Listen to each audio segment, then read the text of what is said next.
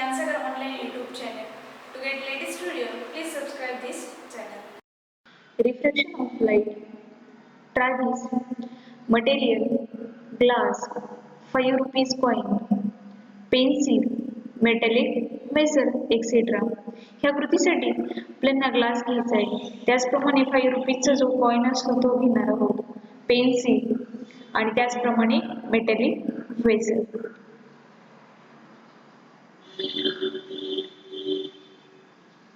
Activity first.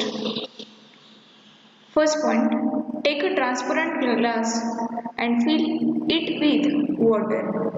आपल्याला काचेचा glass घ्यायचा म्हणजे ट्रान्सपरंट ग्लास आणि त्यामध्ये अर्ध्यापर्यंत पाणी वॉटर फिल करायचं आहे. Second, deep some portion of a pencil vertically in water. जी पेन्सिल घेतलेली आहे त्या पेन्सिलचा काही पार्ट हा व्हर्टिकली पाण्यात डीप करायचा आहे.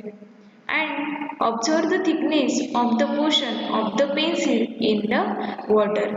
मग तुम्हाला ती जी पेन्सिल आतमध्ये डीप केली आहे त्याचा थिकनेस आणि त्याचप्रमाणे जी त्या पाण्याच्या बाहेर रिमेनिंग असलेला जो पोर्शन आहे त्याची थिकनेस तुम्हाला कशी दिसते हे ऑब्झर्व करायचं. Third, now keep the pencil incline to water surface and observe its thickness. आणि त्यानंतर ती जी पेन्सिल आहे ती इन्क्लाइन पकडायची म्हणजे एका पर्टिक्युलर अँगलमध्ये त्याला व्हर्टिकली स्ट्रेट असल्यानंतर एका काहीतरी पर्टिक्युलर अँगलमध्ये ती काय करायची पकडी धरायची आहे आणि त्यानंतर त्याचा थिकनेस ऑब्झर्व करायचा आहे. मग काय दिसतं नक्की जेव्हा आपण ती पेन्सिल पाण्यामध्ये व्हर्टिकली डीप करतो तेव्हा डीप केल्यानंतर पाण्यामधला जो पोर्शन आहे the portion of pencil inside the water appear to be thicker than portion above the water. पाण्यामध्ये असलेला पोर्शन आपल्याला थिकर दिसतो कोणापेक्षा त्या पाण्याच्या बाहेर असलेल्या पोर्शनपेक्षा. आणि त्याचप्रमाणे जर पेन्सिल इन्क्लाइन जर वॉटरमध्ये पकडली तर त्या पॉइंटला ती पेन्सिल कट झालेली आपल्याला दिसते. Activity second.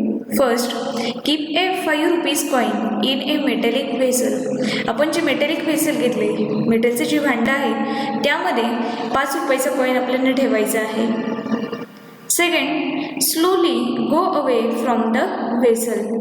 त्या मेटॅलिक भांड्यापासून आपल्याला दूरवरती जायचे हळूवारपणे. Third, stop at the place when the coin disappear. आपण स्लोली त्या व्हेसलपासून दूरवरती जातोय कुठपर्यंत जाणार आहात जोपर्यंत तो कॉइन तुम्हाला डिसअपियर होत नाही तोपर्यंत तुम्ही मागे जायचे आणि डिसअपियर जेव्हा होईल त्या पॉईंटला स्टॉप व्हायचं आहे. Fourth, keep looking in the direction of the coin. तुम्ही त्या कॉइनच्या डायरेक्शनला बघत राहायचं आहे.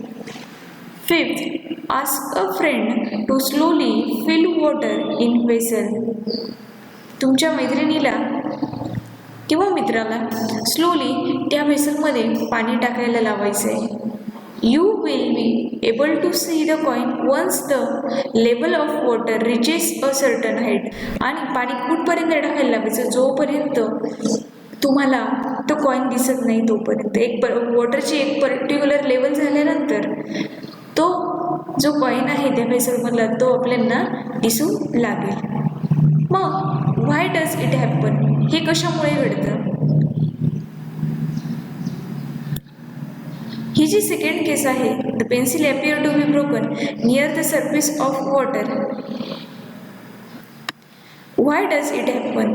मग इथे पण काय होतंय जसं आपण बघितलं इथे पण काही वेळानंतर हा जो कॉइन आहे हा काय होतोय ॲपियर होतोय आणि इथे पण पेन्सिल काय होते आपल्याला एका पर्टिक्युलर पोर्शनमध्ये कट झालेली दिसते. का तर मग इथे सेकंड केसमध्ये जर आपण बघितलं पेन्सिलच्या तर तिथे आपण पेन्सिल ही इन्क्लाइन पकडलेली आहे आणि त्याच पॉईंटला ती कट झालेली दिसते.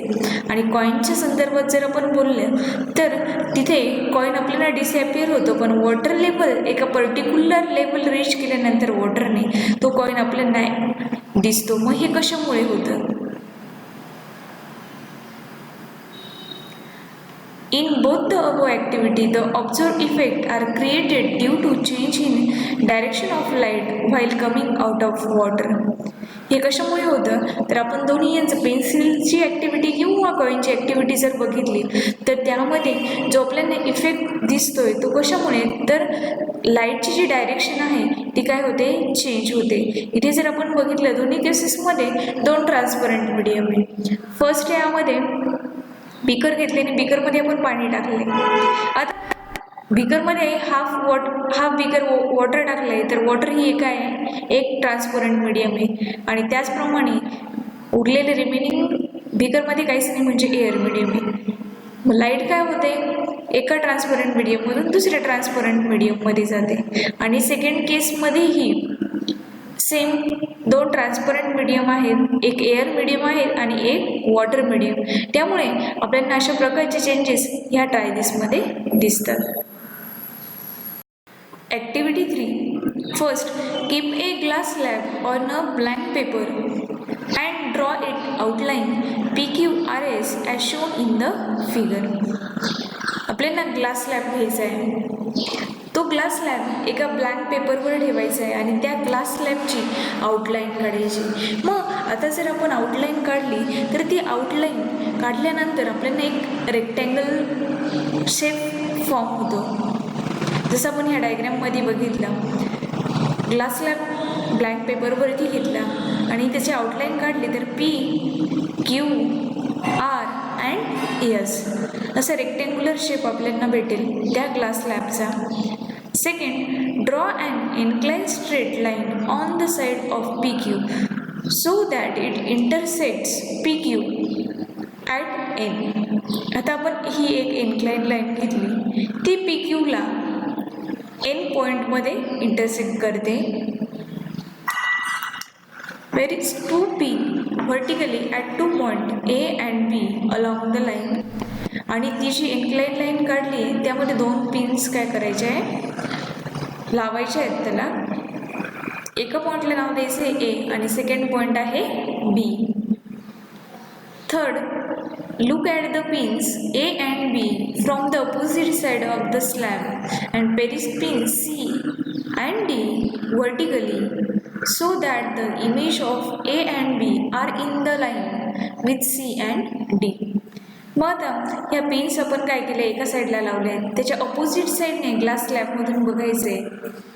मग तुम्ही कोणत्या पोझिशनला C आणि D ह्या दोन पिन्स लावणार आहे की तुम्हाला अपोजिट डिरेक्शनला हे AB एका सरळ लाईनमध्ये दिसतील आणि तीच डायरेक्शन फॉलो करून C आणि D एका स्ट्रेट लाईनमध्ये त्या पिन्स तिथे अटॅच करायच्या. एका पॉईंटला नाव दिलं आहे C आणि दुसऱ्या पॉईंटला D आणि इथे लाईन जॉईन करून घ्यायची. Now remove the chip and pins, draw a straight line going through point C and D so that it intersect SR at M. आता आपण इथला ग्लास स्लॅब काढला त्याचप्रमाणे ज्या पिन्स होत्या त्या रिमूव्ह केल्या आणि पेन्सिलच्या साह्याने पेन्सिल आणि स्केलच्या साह्याने याचं आउटलाईन काढली. ती आपल्याला स्ट्रेट लाईन भेटली आहे. त्यानंतर इथे पुढे भेटली आहे CD जी M पॉईंटमध्ये SRला काय होते इंटरसेक्ट होते. Join the points M and N. Observe the incident ray AN and emergent ray MD. मग त्याचप्रमाणे हा जो N पॉईंट आहे आणि M पॉईंट आहे हा पेन्सिलच्या साह्याने कनेक्ट करायचा आहे. आणि यावरनं जर आपण बघितलं AN हा काय नॉर्मलसोबत ही नॉर्मल आहे या नॉर्मलसोबत इन्सिडंट अँगल फॉर्म करतं. हा आहे AB AN इन्सिडंट रे आणि MD इमर्जंट रे.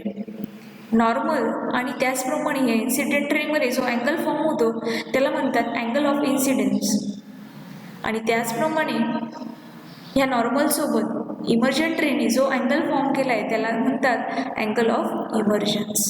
मग नक्की काय घडतं ते आपण बघूया. Use your brain power. First question, will light travel through a glass slab with the same velocity as it travel in air. या प्रश्नाचं मिनिंग असं आहे की जर लाईट रे ग्लास स्लॅबने ज्या व्हेलोसिटीने ट्रॅव्हल करतं त्याच व्हेलोसिटीने एअरमध्ये पण ट्रॅव्हल होतं का. जर आपण बघितलं तर प्रत्येकाची जी व्हेलॉसिटी असते एकाच लाईटची जर मीडियम जर चेंज केली तर त्याची व्हेलॉसिटीमध्ये काही डिफरन्स आपल्याला जाणवतो. म्हणून एअर मीडियममध्ये असलेली व्हेलॉसिटी आणि त्याचप्रमाणे ग्लास लॅम्पमधून पास होताना लाईटने ॲक्वायर केलेली व्हेलॉसिटी ही डिफरंट असते. Second, will the velocity of light B same in all media? लाईटची जी व्हेलॉसिटी आहे ही सर्व मीडियममध्ये सेम असते का? नाही.